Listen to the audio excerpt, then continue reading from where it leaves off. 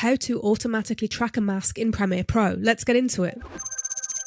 Begin by selecting your footage, then come over to your left toolbar and select the Object Mask tool and then choose whichever mask you want to use.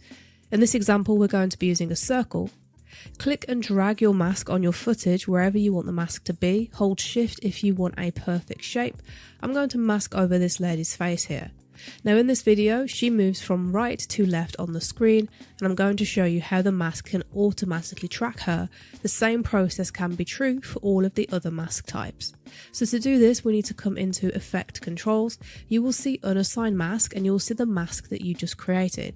You need to come into the tracker, make sure your playhead is at the very beginning and then click on this play button here and let it track your footage all the way through. Now as we can see here, that's done a great job of tracking this lady's face. You can then go ahead and apply this mask to whatever effect it is that you want it to have on your video. Just for speed, let's add this to opacity, so let's remove all of the video apart from this lady's face. So when we play this back, it's done a great job of automatically tracking the video and that's all there is to it.